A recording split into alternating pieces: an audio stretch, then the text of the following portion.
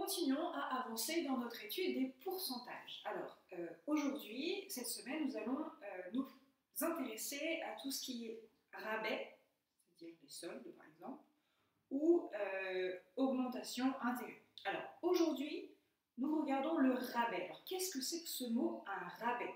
Un rabais, c'est une partie qui est enlevée.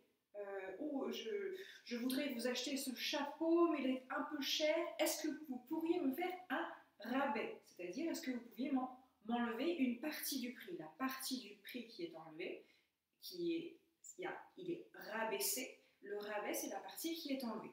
Alors, regardons la leçon que vous venez de recevoir. Le rabais est une quantité ôtée à un tout. J'avais le prix de départ de mon chapeau. Le rabais, c'est la partie qui est enlevée à mon prix. Exemple, non pas un chapeau, mais un manteau. Un manteau à 250 € est vendu avec un rabais de 20%. Quel est le prix du manteau soldé? C'est-à-dire quel est le nouveau prix du manteau après que l'on a enlevé le rabais, la partie qui est enlevée.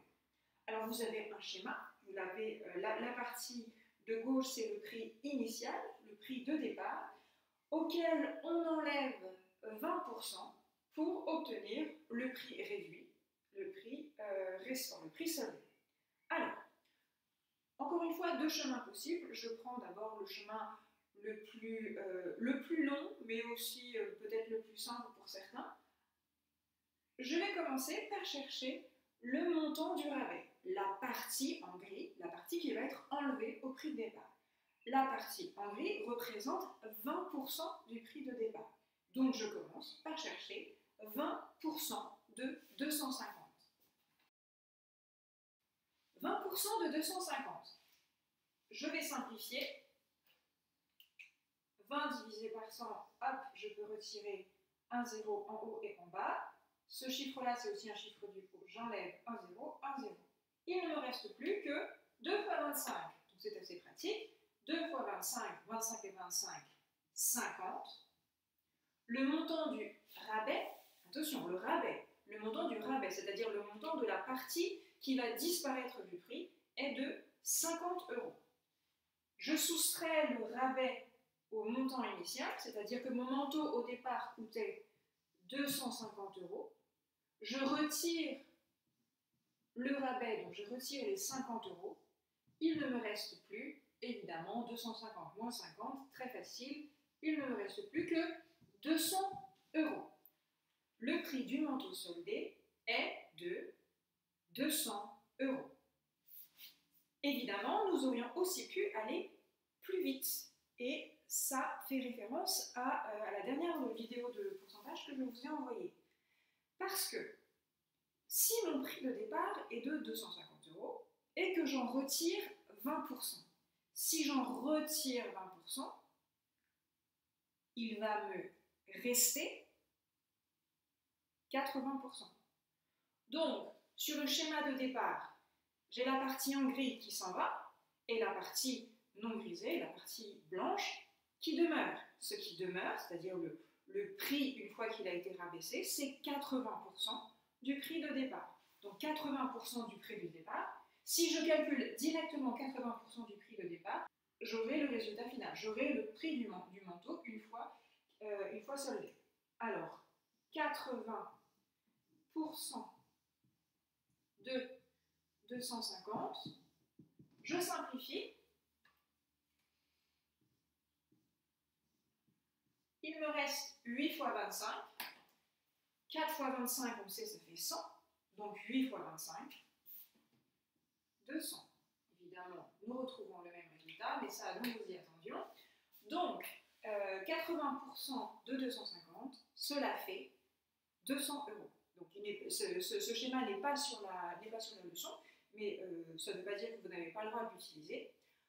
Comprenez que la réalité est la même. J'ai mon prix de départ. Soit je calcule la partie qui est enlevée et ensuite je dois prendre le prix de départ moins la partie qui est enlevée et du coup j'ai le résultat final.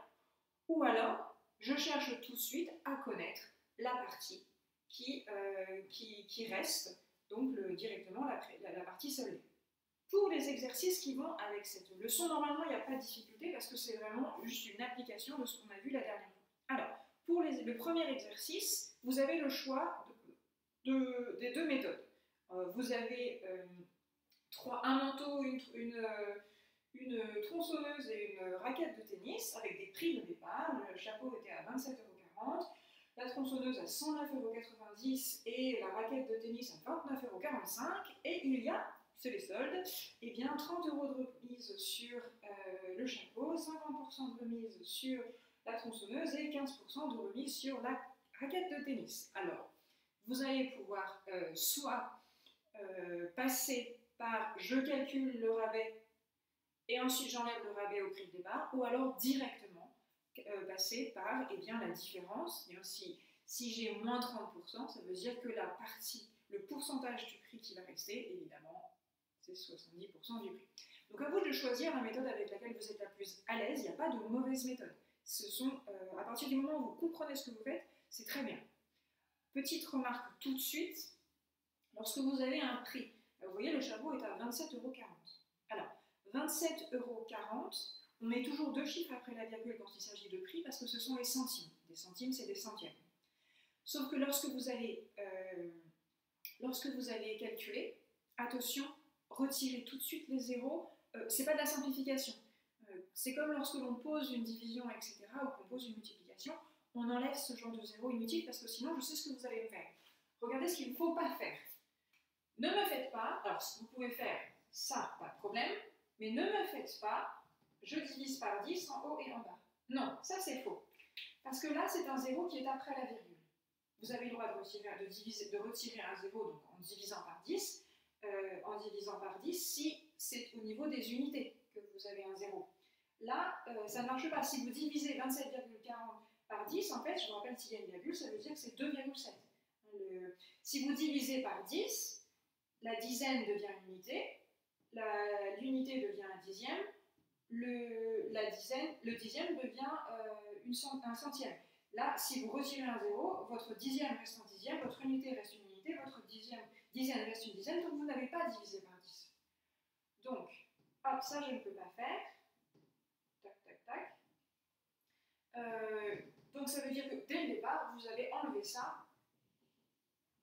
Vous avez écrit 30% de 27,4. N'écrivez pas 30% de 27,40.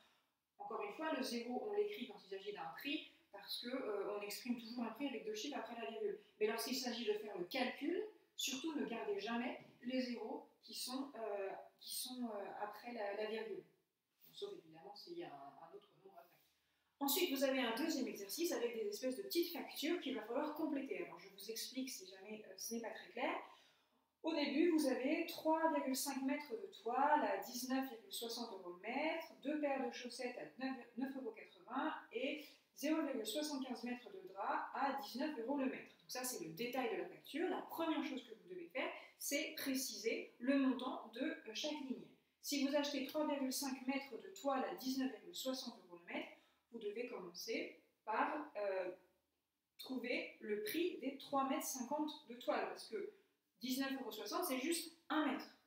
Donc la première chose que vous devez faire, c'est, je vous le mets au tableau pour le premier, de faire 19,6 multiplié par 3,5.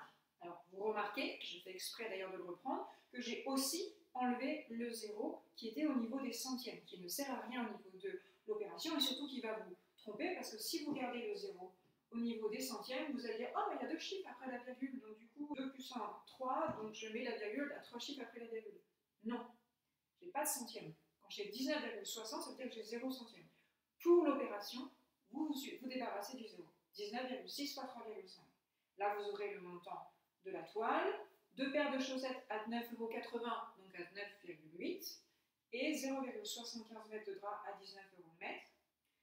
Une fois que vous avez trouvé ces trois lignes, calculez le total, combien vous coûtent toutes ces lignes, la toile, les chaussettes, le drap. Et ensuite, au montant de chance, vous avez une réduction, vous avez un rabais de 5%. Donc on vous demande de calculer combien représente ces 5% de rabais. Et enfin, ce qu'on appelle le net à payer, c'est-à-dire ce que vous devez débourser à la caisse, le prix réel que vous devez payer. Donc c'est le prix total, évidemment, moins le rabais.